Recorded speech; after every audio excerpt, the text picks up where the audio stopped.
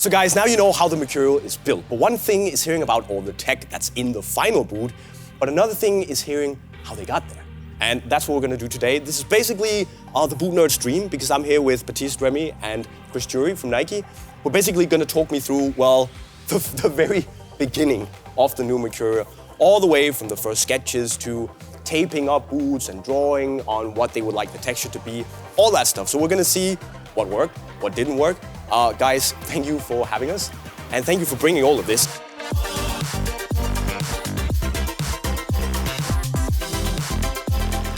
So, how, where did it all start? Well, we started too. Every time it's like with feedback from our athlete. What we do, we take that and be sure the shoes is evolving also with the game, but with the player, and try to unleash 110% of the potential of the player with the boot. So basically, we almost take the shoes as we develop a sport car. We take the shoes, take everything apart, and obsess each little piece of it, and then put it back together. And it's something as simple as actually just taping up a last and then just drawing on it. Yeah, the beauty of our jobs is that we're visual people.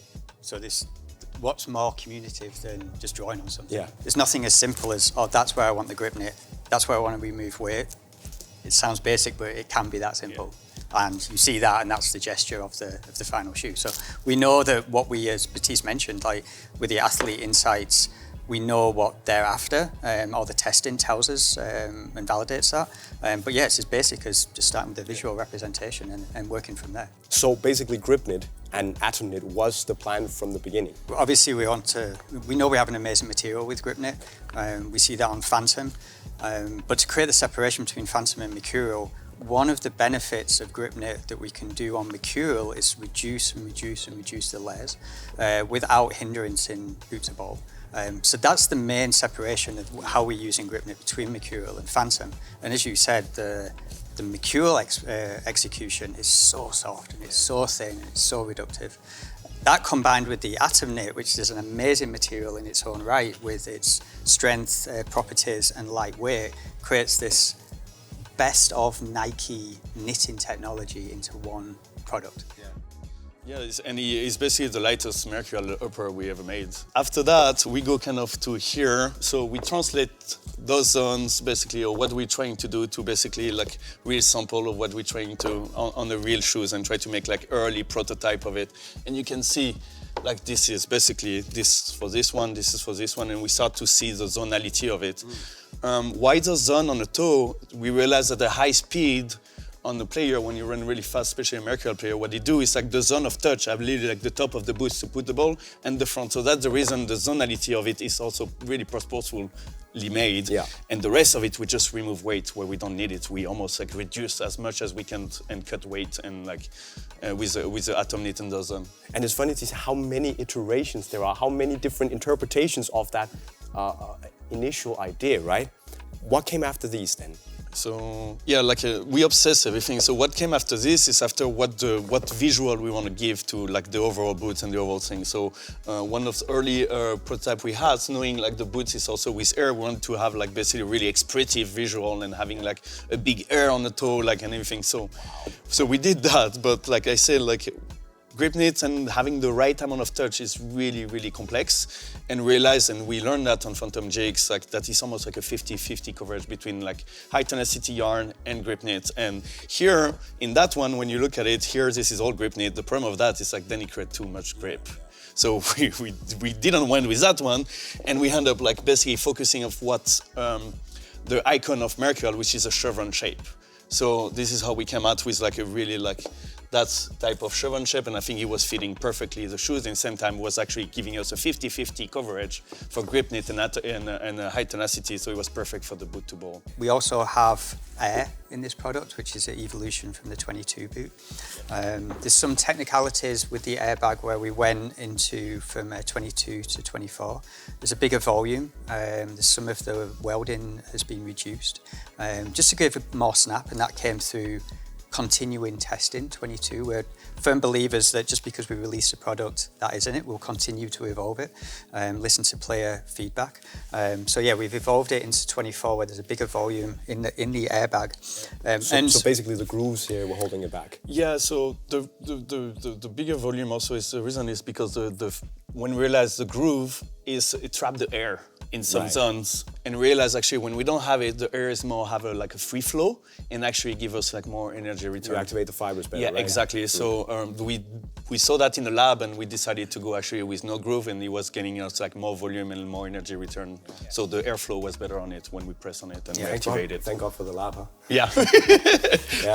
And with that as well, when we get to talking about specifics, some traction underfoot, we one of the identifying features of the 24 is this our middle stud, and then what we're calling the fins and the blades radiating off of that, the speed fins. Not only is that visually for traction, but what that's doing is actually spreading the traction over the whole surface of the airbag. So no longer we get specific point loading, we're actually utilizing the whole surface of the airbag. So it's like rolling, basically. Yeah. As you plant and push off. You get less of a hot spot and a high spot of that penetration. With the speed fins, you are getting a uniform surface to push off of on the airbag. But when you have the airbag, before you used to have 1 middle stud. When you have 1 middle stud, you press on one zone of the airbag. What happened when you do that? Yeah, when you have 1 middle stud, you know the middle stud, like when you press on it, the air basically go on the outside. Yeah. So you don't activate it as much, the airbag, and realize when you have like a fully loaded zone, you actually compress way more the overall air, and you have more energy return out of it. Right, so you basically didn't use the full potential of the previous airbag. Exactly. So that's a way like where we can actually idealize the full potential of that airbag. So with the air as well, you know, in 22 we were bold with the branding when we launched that. We own air. We own air, so we told everybody we have air in it. Oh, yeah. We want to continue to do that. These are some explorations in how to execute that. Yeah. That we started to explore with our graphics and color team. Some of them are bolder, some of them are more reductive. That is so this is like the next stage when we start to build upon the visual, where we want to scream for the technology, where we want to obviously have our brand mark. So all these are like start to look at different ways of how we can execute the branding and the air word mark on the. Right, and you even have this one, which is... Yeah, those are also those are almost in that stage here. So what we do sometimes also at the beginnings when we have ID, we just send some crazy tech pack and we receive some pretty insane sample. Does this say zoom? Zoom, air zoom. That one might say zoom. Yeah, zoom. Wow. I can't help but notice this one as well. I mean, this is probably the boldest swoosh execution I've seen in my life.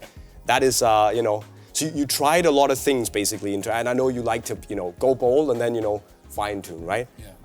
How do you decide when you have so many, you know, options and ways of the boots can look and, you know, color materials? I can see there are some. This is almost like a neoprene-like.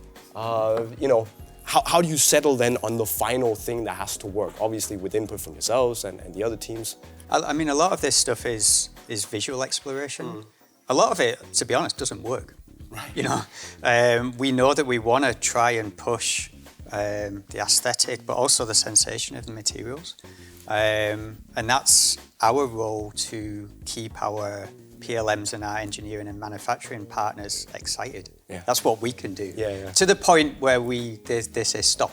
Yeah, right. And it gets to a point when we have to stop because we have to produce. So basically, you're the guys pushing the boundaries, always challenging. That's that's the fun bit we Yeah. can do. And the funny thing is, like, what is really hard is actually combining performance and visual.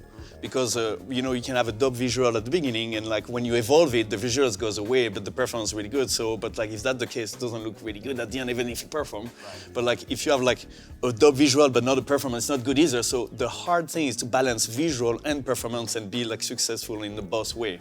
And that's really complex for us. It's like try to keep refining and be sure all both of them are like hitting like the target of what we try to achieve. How many samples are there made of Mercurial? Do you know? There's another boxes somewhere. Wow. And that's not even like here. The boxes So we're over there. talking like what, 20, 30 plus? Oh, way more. No. Oh, like there'll be version. We're talking about the time of 2 years, so it's like you're talking about like 100,000. I know you're crafty. I think we in 30 1,000. plus. We in 1,000. No way. No. Well, when you get to version 33.7 in terms of knit, you know you are getting quite deep into the weeds. One of the challenges with Mercurial is it's got this history. Yeah.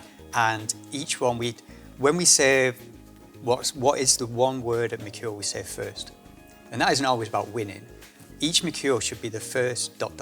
This is the first Mercurial with air. This is the first Mercurial with carbon. This is the first Mercurial with GripKnit. So when we say what's the mantra of what a Mercurial is, it's always about being first. Yeah. It's a winning mentality, but what that means to the product is it means that we're pushing. If we make us work for 10 years on it, we will keep working on it and evolving it. So I think there's no stop to it. Like, Probably it's hard because it's people will say, "Oh, it's done now," but I'm like, it's never done. Like it cannot. Like you can always evolve it and like change it. So it's like actually it's an endless process. I think from a sample point of view, it's pretty good you don't have 10 years because that will, that will require a lot of boxes. But guys, thank you so much for like taking us through, showing us all the little steps of the new Mercurial. By now, maybe you've tried it, at least you've seen it. Maybe you've seen my review. If you haven't, it's right down there. You should really check it out. If you want the new boots, well, you can buy it in the link to Unisport right over there. Of course, also make sure you subscribe to the channel and let me know what you think of all of this on the table in the comment section right down below. Guys, thank you so much. We're signing off. Cheerio.